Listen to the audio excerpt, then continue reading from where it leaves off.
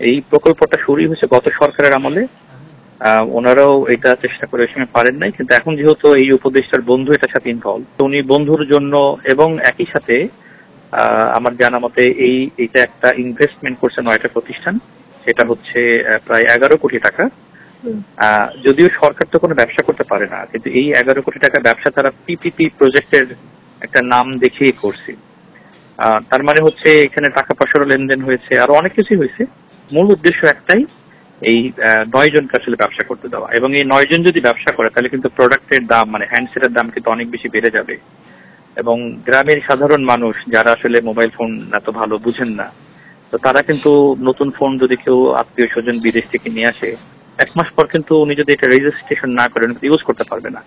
আর এই যে সিস্টেম যে ডেভেলপ করছে, পৃথিবীতে কোথাও কিন্তু এরকম কোনো ঘটনা নাই, কোথাও হয় না। তাহলে কেন বাংলাদেশে এরকম একটা জিনিস তারা করার জন্য উঠে পড়ে লাগছে?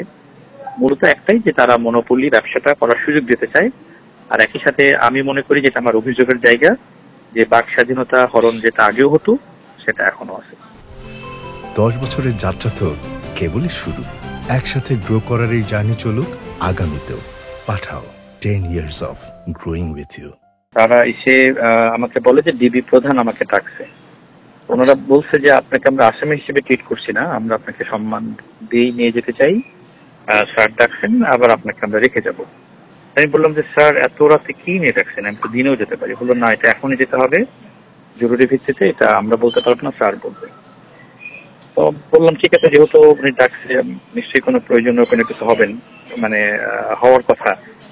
তো তারপরে যখন ওনার ডিবি থেকে পৌঁছালাম রাতে, তখন তারা আমার ফোনটা কেড়ে নিল এবং আসামিদের যে খাতা এন্ট্রি করতে হয়, সেখানে লেখা আছে আসামির নাম, অন্য সবকিছু লিখতে হয়, সেগুলো লিখলো। দেন তারা আমাকে গারদে রাখলো। আমি খুব অবাক হলাম। আমি জিজ্ঞাসা করলাম ওই সময় যে আমাকে যে আসামির নাম লিখলেন, এটা কিসের মামলা বা কে মামলা করছে, বিষয়বস্তু কি?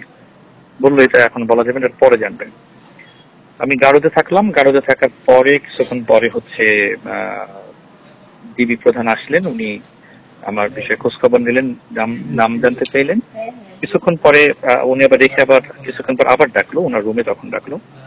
তো রুমে ডাকার পরে আমাকে জানতে চাইলো যে আজকে হচ্ছে আমাদের একটা প্রেস কনফারেন্স হওয়ার কথা ছিল ঢাকা রিপোর্টার্স ইউনিটিতে। আপনি নিশ্চয়ই জানেন যে সরকার NEIR নামে একটা প্রকল্প করতেছে, যেটা 16ই ডিসেম্বর থেকে চালু হবে।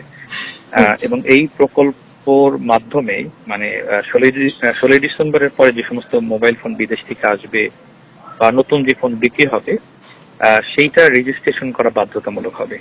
তো এইটা একটা জটিল প্রক্রিয়া, এবং এই জটিল প্রক্রিয়া চালু হওয়ার মাধ্যমে বাংলাদেশে 25,000-এর মতো মোবাইল ফোন ব্যবসায়ী আছেন যারা ক্ষতিগ্রস্ত হবে। তো এই 25,000 মানুষের পক্ষ থেকে মূলত একটা সংগঠন, তারা এই বিষয়ের উপরে কথা বলতে চায়। তো সেটা নিয়ে মূলত একটা প্রেস কনফারেন্স আয়োজন করা, এবং এই প্রেস কনফারেন্সে আমি তাদের মিডিয়া কনসালটেন্ট হিসেবে কাজ করছিলাম। এখন ওনারা চায় না যে এই প্রেস কনফারেন্সটা হোক, এবং আমি তখন ওনার সাথে কথা বলে বুঝলাম যে উনি মূলত প্রেস কনফারেন্সটা বন্ধ করার জন্যই মূলত আমাকে ডাকছে। তো আমি জানতে চাইলাম যে মানে এইটা মানে কেন করছেন, মানে আমার অভিযোগ বা আমার নামে ইয়েটা কি, মানে আপত্তির জায়গাটা কোথায়? তো উনি বললো এটা কিছু বলা যাবে না, এটা উপর থেকে অর্ডার। তো পরে আমি বুঝলাম যে উপর থেকে অর্ডার, মানে ডিবি প্রধান যদি বলেন উপর থেকে অর্ডার, তার মানে বোঝা যায় যে এটা কে করতে পারে আসলে। তো আমার জানা মতে এই উপরের ব্যক্তিটা হচ্ছেন একজন উপদেষ্টা।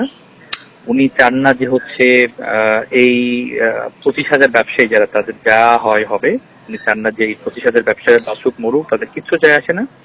ওনার চাওয়া হচ্ছে 9 জন ব্যবসায়ী আছেন বা 9টা প্রতিষ্ঠান আছেন যারা বাংলাদেশে মোবাইল ফোনের প্রোডাকশন করে। আসলে তারা করে অ্যাসেম্বলিং, যদি বলে যে প্রোডাকশন করে। তো এই 9টা প্রতিষ্ঠানকে মনোপলি ব্যবসার সুযোগ দেওয়ার জন্যই মূলত এই প্রকল্পটা চালু করা। এখন এই প্রকল্পের বিষয়ে কথা যাতে না বলে মানুষ বা মিডিয়াতে যেন না আসে, সেই জন্য মূলত আমাকে আটকে রাখছিল। একটা জিনিস জানায় রাখি, 9 জন ব্যক্তির মধ্যে একজন হচ্ছে উপদেষ্টার একজন বন্ধু আছে, ছোটবেলার বন্ধু তার। তাকে সাহায্য করার জন্যই মূলত এটা করছে। এবং উনি যদিও ফেসবুকে আজকে স্ট্যাটাস দিয়ে বলছেন যে আমার আটক করার সাথে ওনার কোনো সম্পৃক্ততা নেই, তাইলে আসলে ব্যক্তিটা কে, মানে এনার কেউ কি আরো বড় কেউ আমাকে আটক করতে বলছিল গভীর রাতে, যেটা কিনা অন্য সময় আমরা দেখছি আগে সরকারের সময় যে বাক স্বাধীনতা হরণ করার জন্য মানুষকে গভীর রাতে ডিবির নাম বলে আটকানো হতো, সেটা তো এখনো হচ্ছে। তো সেই চেষ্টাটা আবার করা হলো, আবারও প্রমাণিত হলো যে আসলে সরকার পরিবর্তন হলেও সরকাররা বাক স্বাধীনতার পক্ষে আসলে কোনো কিছু বলতে চায় না, বাক স্বাধীনতা তারা আসলে বিশ্বাসও করে না। এই কারণেই মূলত আমাকে আটকানো হয়েছিল, এবং যখন আসলে সামাজিক মাধ্যম বিভিন্ন গণমাধ্যমে এটা নিয়ে অনেক কথাবার্তা হচ্ছিল তখন তারা আমাকে আসলে দিয়ে গেছে। আর গত রাতেই ডিবি প্রধান বলছিলেন যে আমাকে ছেড়ে দিবেন রাতের বেলায়, কিন্তু সেই স্বার্থে আমাকে রাত 12টায় নিয়ে সকাল 10:30 আমার বাড়িতে দিয়ে গেছে।